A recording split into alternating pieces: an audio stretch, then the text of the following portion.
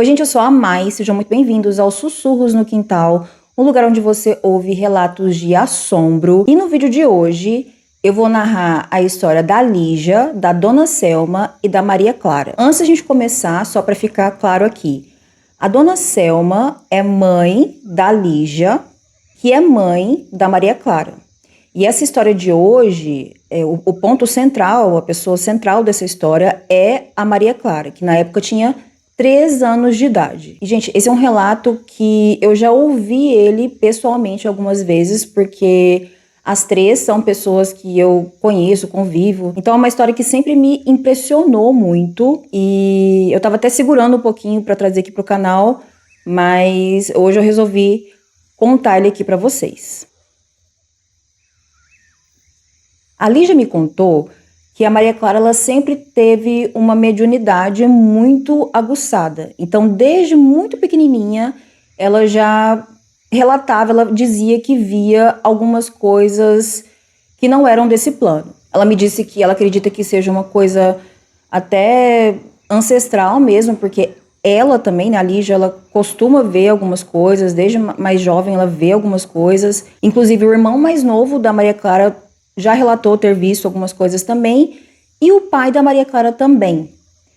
E isso foi até uma coisa que atrapalhou um pouco o relacionamento deles. Ela conta que, por outras razões também, que foge à questão da espiritualidade, mas ela disse que era uma coisa muito presente na vida deles, na família deles, e que em alguns momentos ela sentia que isso até atrapalhava a relação deles enquanto família.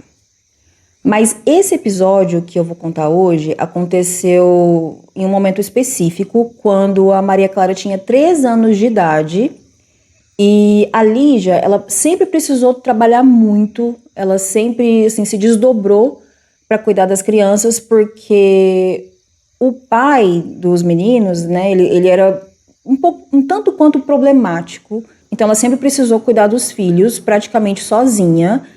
Mas ela também contava com a mãe, a Dona Selma, para olhar a Maria Clara enquanto ela trabalhava. A Lígia estava trabalhando numa lotérica e ela deixava a Maria Clara na casa da mãe todos os dias de manhã antes de trabalhar. E quando o expediente dela terminava, ela passava na casa da mãe e pegava a filha e as duas iam embora para casa. E a Dona Selma, ela sempre ajudou a cuidar dos netos, para os filhos poderem trabalhar, essas coisas. E ela tinha e tem até hoje um quarto específico que ela deixava ali arrumadinho para receber as crianças, né, os netos. Então, para vocês entenderem como que era a casa, tinha um corredor, era uma casa assim, com uma construção meio anos 70, um chão de taco, e tinha um corredorzinho.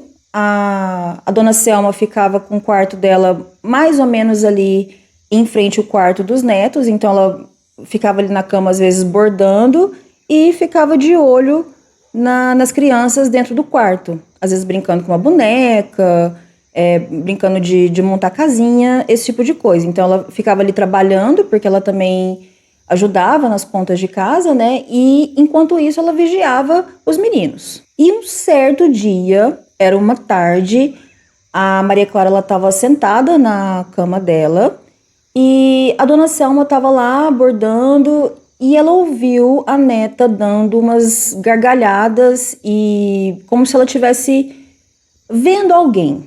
Aí a Dona Selma ficou curiosa, ela até perguntou para Maria Clara, que foi, minha filha? Por que você tá rindo?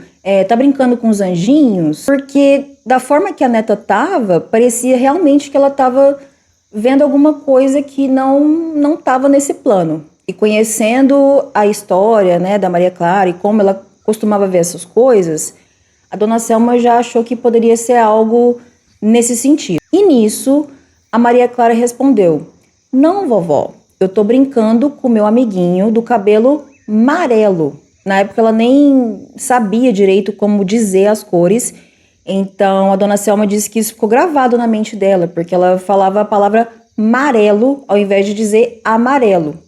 Então, provavelmente, o que ela estava vendo tinha essa característica. E nisso, a Dona Selma disse que ficou com o corpo todo arrepiado, mas ela continuou perguntando ali, sondando a neta. Ela falou assim: "Minha filha, e como que ele é?" E aí a Maria Clara respondeu que ele tinha um cabelo amarelo e uma camisa verde. E aí a dona Selma continuou e falou: mas cadê esse amigo? E aí a Maria Clara apontou na direção da cadeira e falou: ele tá ali. E nisso, ela puxou os dois olhinhos para baixo, assim, sabe quando puxa assim a pálpebra para baixo? Colocou a língua para fora e fez aquela careta, sabe? Sabe quando você assopra com a língua para fora? E ela fez até aquele barulho e ela disse: vovó, ele faz assim para mim, ó.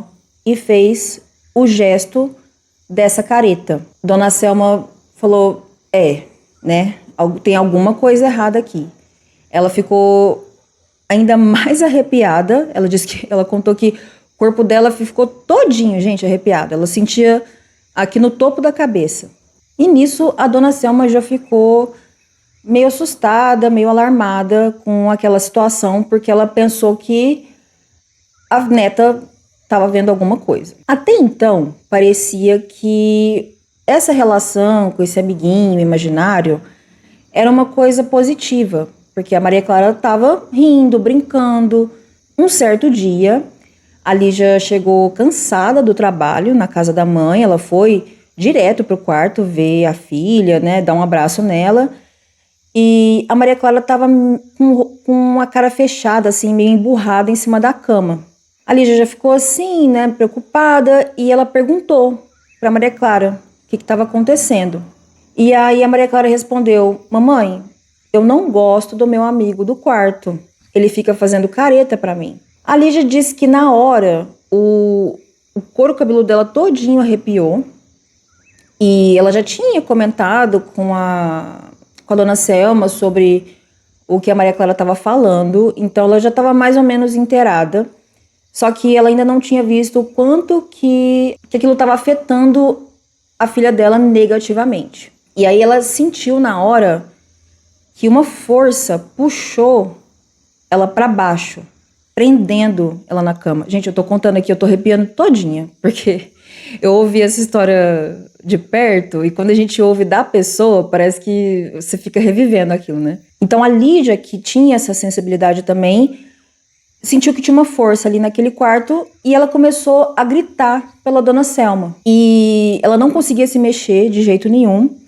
Então a dona Selma já chegou assustada e a dona Selma é uma mulher de muita fé e ela começou a rezar, pegou um terço, rezou e aos pouquinhos a Lígia começou a retomar o controle do próprio corpo. Naquela noite, elas decidiram que a Maria Clara não iria ficar naquele quarto mais, então eles trancaram o quarto e a Maria Clara passou a ficar no quarto junto com a dona Selma. No dia seguinte, a dona Selma foi ali no jardim regar algumas plantas e essas plantas ficavam ali na frente como se fosse um alpendre.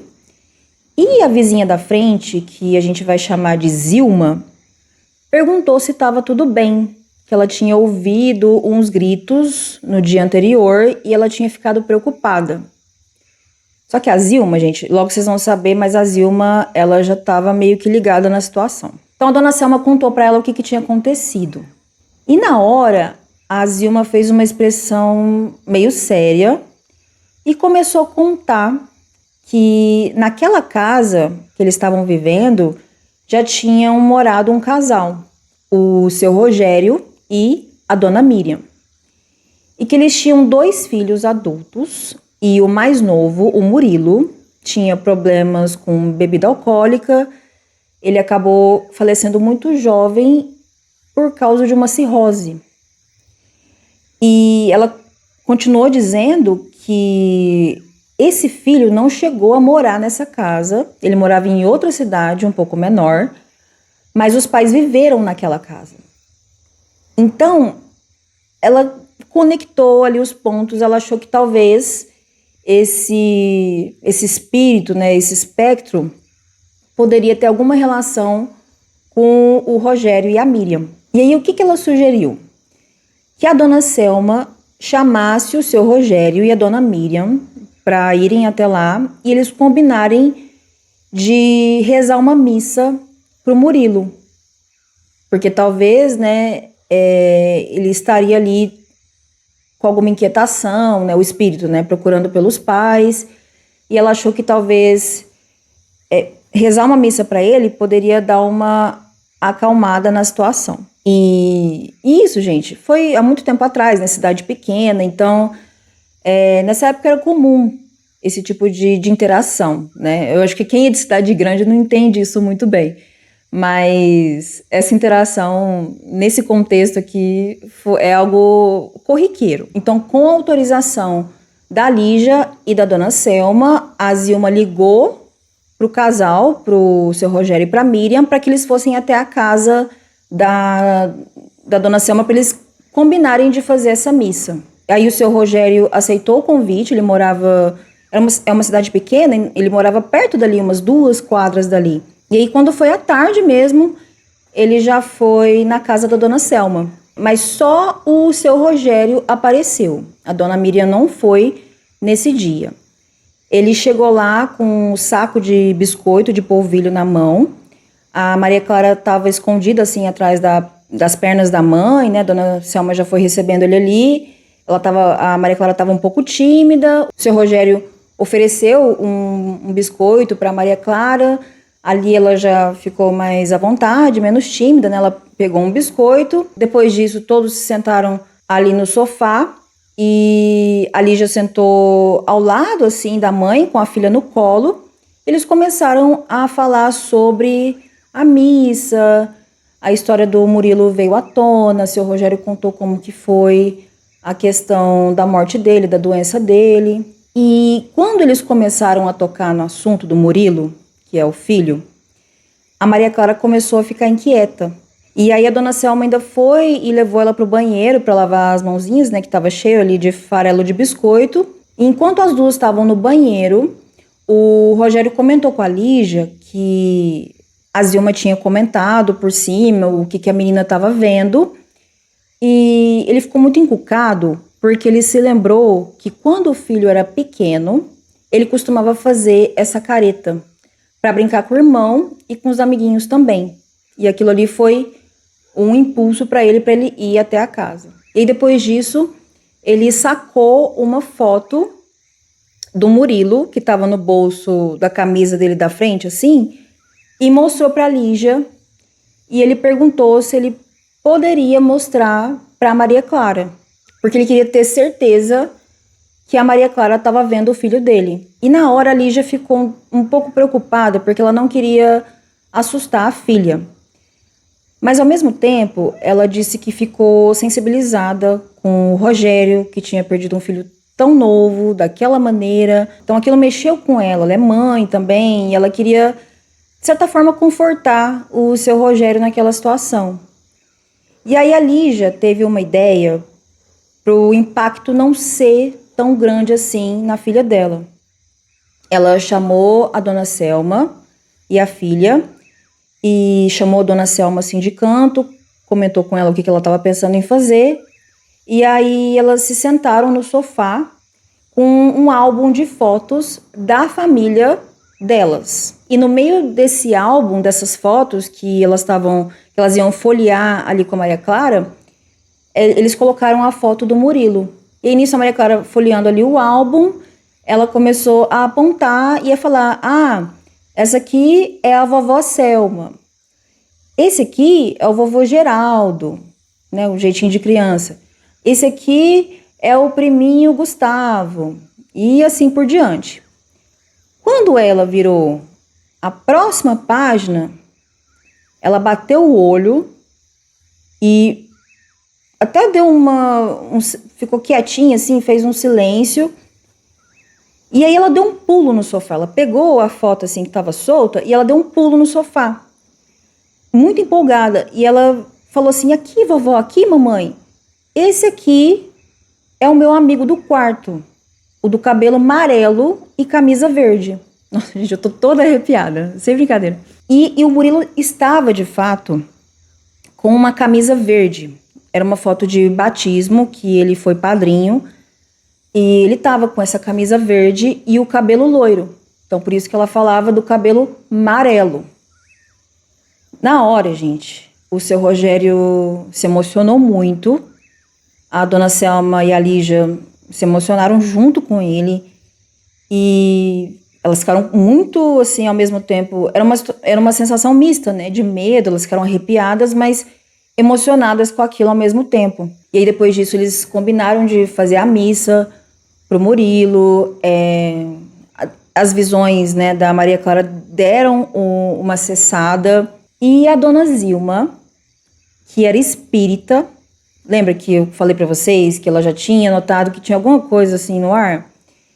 Ela sugeriu que a Lígia levasse a Maria Clara no centro que ela frequentava, porque ela era muito novinha e essas visões dela, né, essa sensibilidade dela estava começando a assustá-la demais, ela estava ficando sem dormir, né? Então, assim, ela não estava conseguindo assimilar tudo que ela estava vendo.